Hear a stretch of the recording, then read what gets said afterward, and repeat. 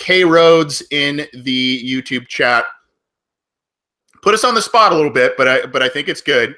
Talked about the best available free agents that the Bengals could sign going forward. Now, we all know, for those of you that read Bengals.com, because Jeff Hobson, who, great guy, love the guy, but he does kind of work as a bit of a mouthpiece for the team. And a lot of his posts, especially in free agency, talks about why they don't sign a lot of these outside guys is because they don't want to mess up their compensatory formula. We've talked about how that has come with mixed results at best. But regardless, that's the direction the team has chosen to go. So there are still some productive guys out there. And at this point, some of those veterans might be more inclined to settle for those one-year rental deals like we saw Andre Smith and Kevin Minter get. Scott, I'll start with you. Are any of the available free agents out there striking you as possible guys that the Bengals could look at, either number one, based on their compensatory pick formula that they love to stick by, and number two, just that could be a decent little one-year rental option, maybe some veteran leadership for a lot of the new faces and young guys on this roster? Yeah, there's definitely a few that I would be interested in. The first one that sticks out to me, and this is definitely something of a homer pick, because I am the one person on this podcast who actually lives somewhere near Ohio, actually in Ohio. But that would be Nick Mangold, who grew up in Ohio and went to Ohio State. Because I know he's a little older, but the indications are he was cut more as a salary cap casualty and not so much because his play had fallen off. And even if it has fallen off, I mean, if you've gone from, elite center to average, I think that's still better than what you have in Bodine. And I know, granted, he was a little better last year. He wasn't, last year he might have been maybe up to like bottom 5 or 6. But still, I think, a 33-year-old Nick Mangold is probably going to give you more than we've seen with I don't know what he'd be now, 26-year-old Russell Bodine at this point. So that would be one I'd be interested in. At the very, can put him as a starter if it doesn't work out. You still have Bodine. I'd rather have Bodine as a fallback plan than my starting plan. So one interesting name I'll throw out. I don't know if he'd be a great fit. I haven't looked up into him too much, but I'd say Andrew Hawkins. Yeah, that's a good one. Just because he was a Bengals guy. That Bengals were really upset to see him go. I think he's an unrestricted free agent out of Cleveland. I know he's 31 now. He really hasn't done much on a team that has been desperate for wide receivers. But he hasn't had a good quarterback either. So you throw that in the mix. We do need depth. We don't have a lot of experience there. He could be an option, a guy you bring in for camp, see if he sticks as a 5th or 6th receiver. At the very least, he might be a guy who's competing with Tyler Boyd for maybe some inside work. He'd be someone. Another one I'll throw out, and this would be the last one, would be Jared Odrick, only because he's a defensive end. We need defensive ends. We need someone. Since the question just came up, I haven't had a chance to dig deeply in him. I know he's under 30. I know he was a pretty good player. I think it was at Penn State before he went to, I think he was at Jacksonville most recently. So he's someone I'd consider. He may not be great, but, when we brought in people like Wallace Gilberry, no one really thought much of him, and he turned out pretty well as a rotational guy. So I'd say those would be the three. Yeah, and I think regarding Hawkins, aside from being a fun little player and a guy you can maybe even put in the backfield to give little shuttle passes to and get creative with, aside from that, I think he also was cut before free agency, which then would probably, if I'm not mistaken, would then not go against the Bengals' compensatory pick formula. That makes a lot of sense. They also might, with a guy like that, they also might look at, see what they get in the draft and then kind of plug holes from what they don't get. Now, granted, they'll probably get a lot of stuff with those 11 picks that they have, but, teams tend to do that. And that's kind of when free agency starts to kind of pick up again, is after the draft. And then as teams go into mini camp and training camp, guys get injured and all of a sudden, the phones start ringing again. So, Connor, who are some guys you're looking at that could be decent fits for the Bengals, even if they're role players, starters, whatever it may be? I really liked Benny Cunningham as a running back, but he just signed somewhere else. So I'm going to go with one of my dad's boys who broke out a few preseasons ago. My dad was like, this guy is going to be good. And it's Chargers running back Brandon Oliver. And my dad, for the record, that's one of his 2 ever preseason hot takes. The first being Russell Wilson's going to be the Seahawks starting quarterback when Russell Wilson was out playing Matt Flynn in the preseason way back in Wilson's rookie year. But Brandon Oliver, he's not a huge name. He's kind of like a Burkhead type of guy. Started 7 games in 2014, averaging 3.6 yards per carry. He got 3 touchdowns. He actually 4 total touchdowns, but he also caught 36 passes. Played 14 games on the year, but started 7 of them. Played 8 games in 2015, started 1 of them, and then got hurt before the season even started last year. And he would kind of be like a Burkhead replacement. A guy who, last line of defense, if you need a guy who can start and has a little bit of experience, he could do that. And he's a pretty talented special teams player as well. A really cool guy. I've met him before, and he's a really nice guy. So I kind of just have a little soft spot for him. If you're going to go with a guy who you want the team to sign to actually start, there's a couple options. If you want a kicker, Dan Carpenter is still available. I don't know if anyone really has any specific feelings on that, but he's kind of the one big name that's available. His being available right now might say something about that. But he's out there. Jonathan Hankins, which I don't think is ever going to happen. Pretty talented interior defensive player. He's going to command probably a lot of money, so I don't see that happening. But he's an exciting guy. Maybe you sign a 1-year prove deal with the Bengals. And I'll say, just if you're going to go edge rusher, because the Bengals only have, I think, 3 defensive ends on the roster right now, unless you're including Ryan Brown. You have a few options. You don't have anything really going on for you, but I'll give you Eric Walden, who had, 11 sacks last year for the Colts, played outside linebacker in their 3-4, but I think, if the Bengals like him in the 4-3, that would make sense.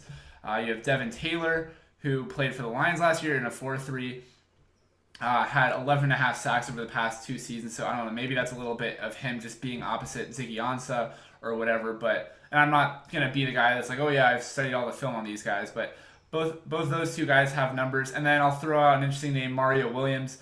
Really fits the Bengals mold. He's tall. I think he's 6'6", and he has had that production in the past. Maybe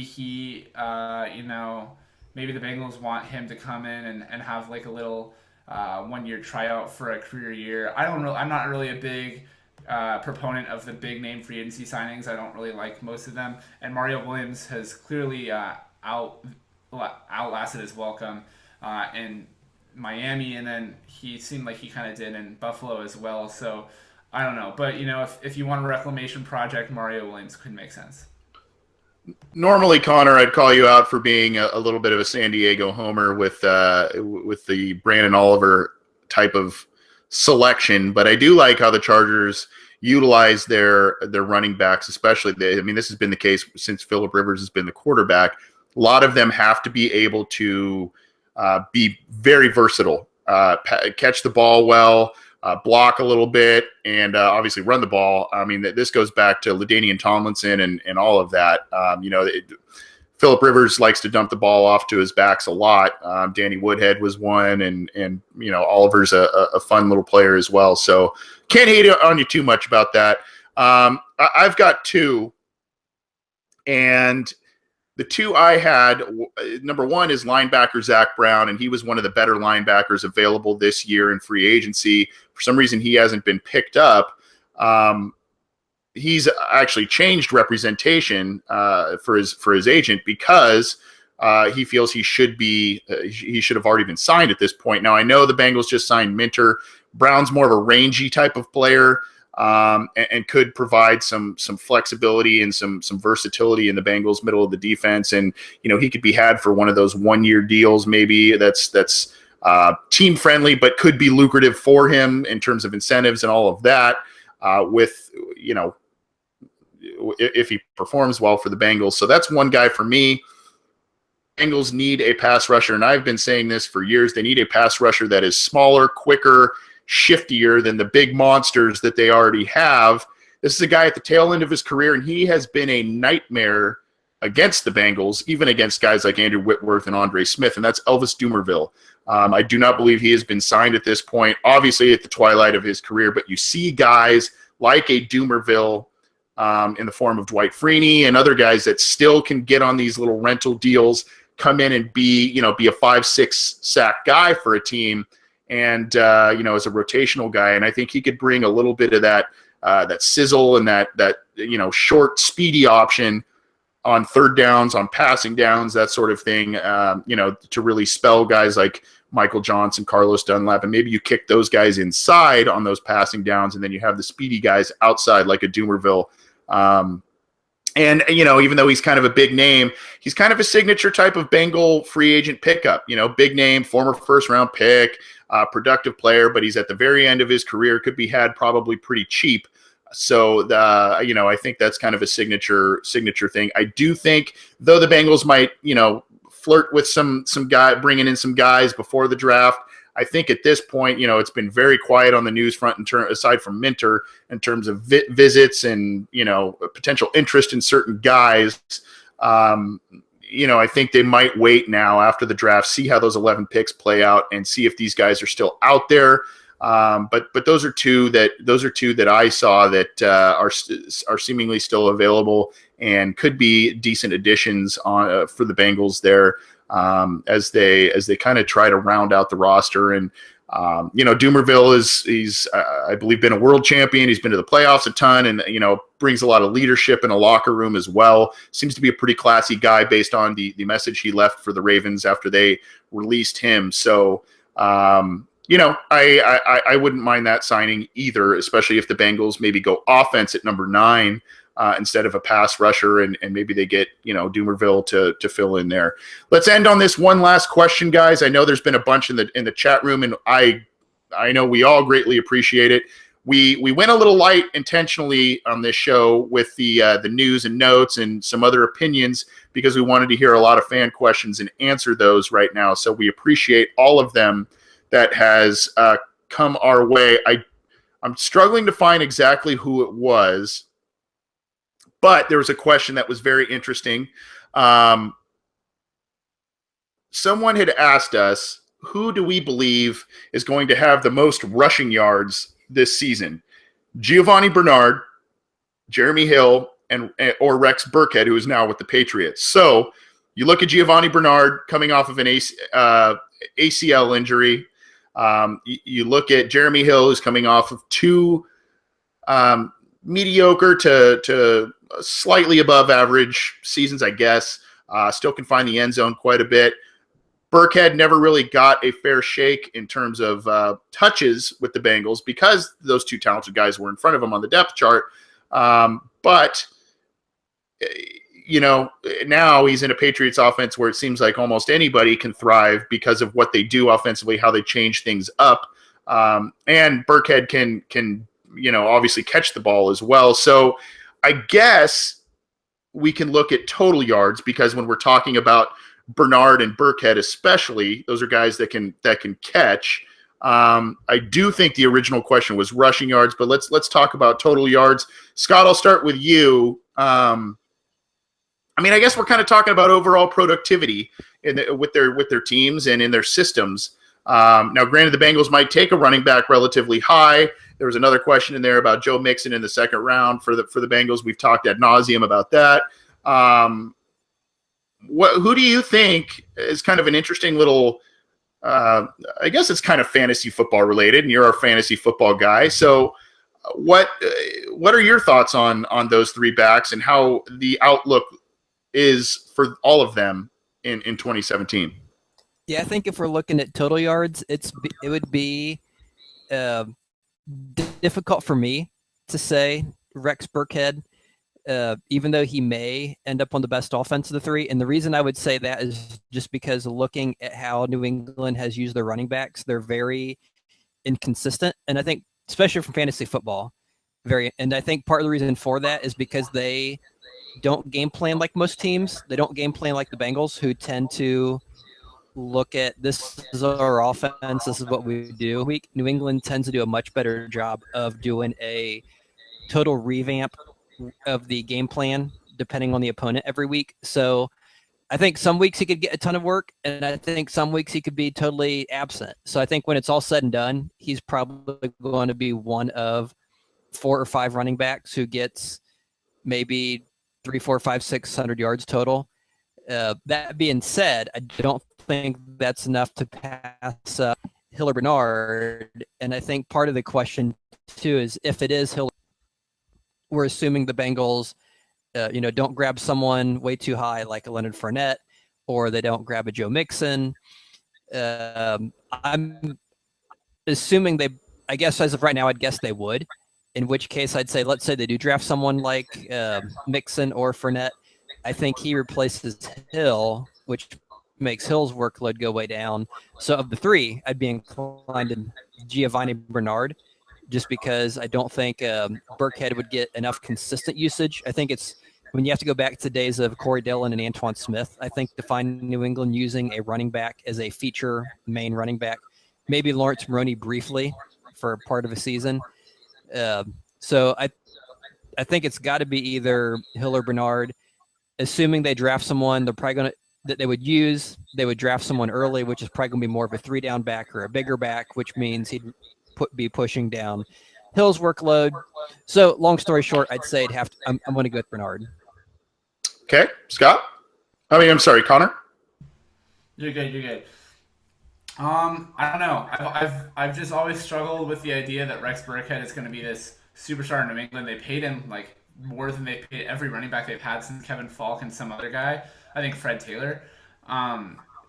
So maybe that really is a sign of confidence that New England is actually pay him or play him and put him out there. But Jeremy Hill last year had 1,013 yards from scrimmage, even in a year that he really only had 2 good games. Gio Bernard last year was the first time he didn't have at least 1,000 yards from scrimmage, even being second fiddle to Jeremy Hill. But last year he also missed 6 games and only started 2. I think Jeremy Hill is going to get the most. I think Gio will get second. I think Burkhead will get third. I think Scott put it well. I think the way they utilize running backs in New England isn't necessarily the way that they're kind of the team that I most remember for being like, hey, Jonas Gray just had like 2 amazing games. Now let's just bench him and never play him again. And the Patriots really take fumbling seriously. I remember they got rid of Stephen Ridley because he fumbled. Maybe this is fallacy is the right word, but the most memorable play for me of Rex Burkhead's career was the game against Seattle, where he gets 1 carry and fumbles on his first carry of the season, and that really was almost a nail in the coffin for the Bengals. Except they made that remarkable comeback. Not that Burkhead's not a good player, but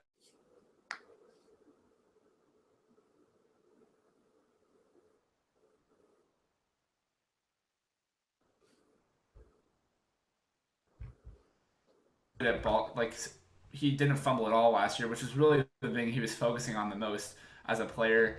I'm kind of team Jeremy Hill, so I understand why people would totally disagree with me on what I have to say here, but I don't know. I just think that Jeremy Hill, even at his floor, when we all say he has a bad season, he still puts 1,000 yards on paper, and that's not really.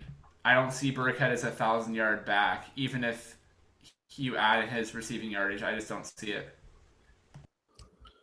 It's interesting you say that because I'm inclined to agree with you definitely in terms of rushing yards, and I'm going under the